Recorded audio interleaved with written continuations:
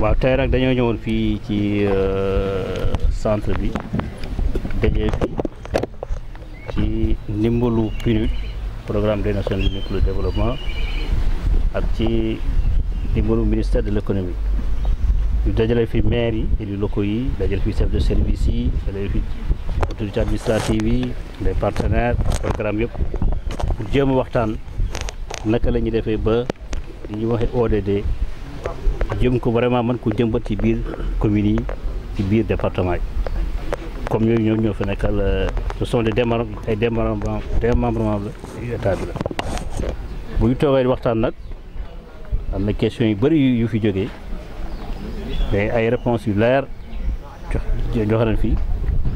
ay aussi ay recommandations yu xam ne vraiment pour lépp pour que ñu mën a jëmee kii fi ci kanam pour que bu horizon bi yegsee ñu mën a wax ne que vraiment atteindre nañ objectif yi xëy na dañu wax ne affaire bi bëri na parce que fukk ak juróom-ñaar leen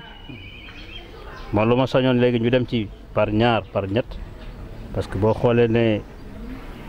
dañoo xaw a cher 17 yi dañoo cher boo leen boolee dañuy cher te suñu mairie yi seen xaalis bëriwul état bi encore xaalisam bëriwul li mu yaakaar mooy appui PNUD bi buñ sañoon nag dañ koy xaaj dem ceeg ñett dem ceeg ñeent dañu permettre que buñ demee bay def bilan bi xam ne vraiment ñun am na lu ñu bëgg leen ko am parce que boo xoolee OMD jaar nañ fi kenn xamul est-ce que objectif atteint nañ ko est-ce que objectif atteint nañ ko mais moo tax nag buñ bëgg a làmb lépp te suñu ñu am bëriwul problème day am nañ ci def nañ dem ak lu yemb ak suñu moyen ñaar ñett objectif buñ demee léegi vraiment ba horizon 2030 dañ ko mën a évaluer léegi bu ñu évaluer pare ensuite ñu jëlaat yeneen teg ci mais vraiment bu fekkee ne dañoo bëgg ne dañuy jël 17 dem ak moom te suñu koom-koom demul noonu koom-koom mairie yi demul noonu yaakaar naa bu demee ba ci bilan bi du demee noonu dina bëri lu ci soxla lool. Ibrahima Dieng, je suis conseiller technique à la direction générale de la planification et des politiques économiques. waaw tey moom day fi ñëwoon ñun ak PNUD ci ndigalu gouverneur rencontré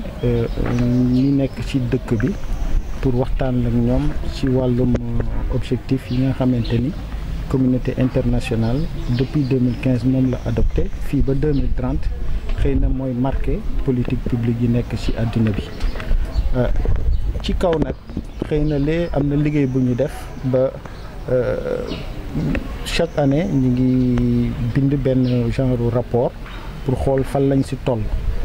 mais natt boobu gis nañ ni pour que mbir yi gën a gaaw il faut que région yi approprier wu ko et que intégrer ko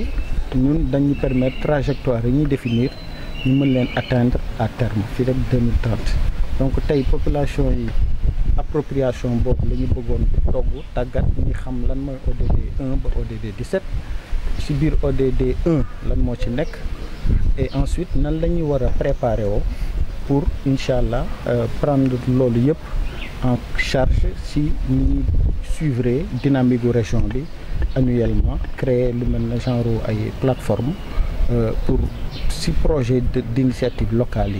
yi yooyu ñu jël ko en charge ensuite si mise en œuvre bi affaire bi am ay jeexital ci askan bi gis nañu population yi vraiment am nañu enthousiasme et que acteurs yi dans leur diversité donc communicateurs traditionnels sax tey teew na yéen médias yi yéen tamit yaakaar nañu lu bëri ci yéen pour relais bi maanaam daal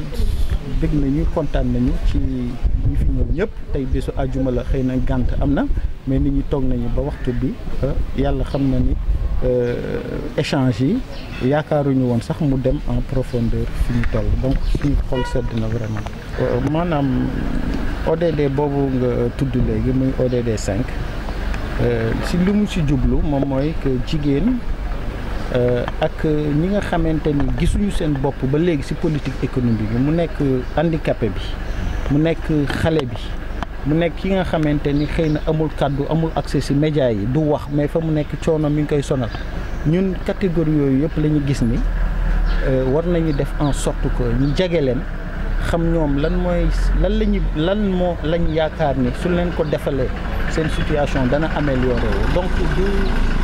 maanaam conception ni ma ko waxee ci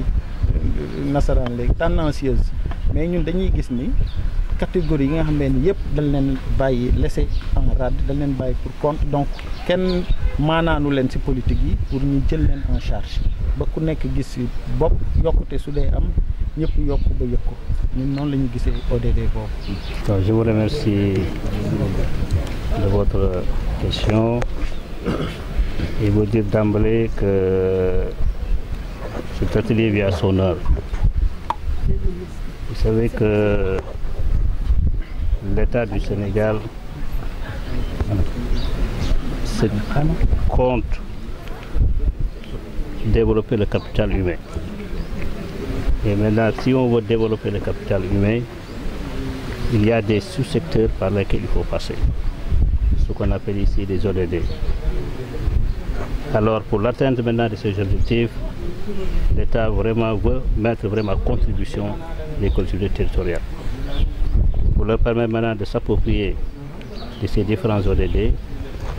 Comment faire maintenant ici en l'intégrant dans le plan de développement communal. Ça permettra aussi à ces différentes collectivités territoriales qui sont à la base et qui sont là et qui sont avec la population de pouvoir vraiment traduire en actes concrets les différentes politiques de l'État. C'est pourquoi vraiment l'atelier d'aujourd'hui est d'une importance capitale, que nous remercions maintenant et félicitons l'ensemble des acteurs qui sont venus répondre à notre appel et dire que vraiment nous sommes sortis réconfortés à travers les différentes interventions, mais à travers aussi les différentes réponses apportées par le représentant du ministre de l'économie et des finances, le représentant du PNUD, les maires qui sont prêts vraiment à prendre à bras le corps pour vraiment essayer de voir comment faire pour réaliser ces objectifs.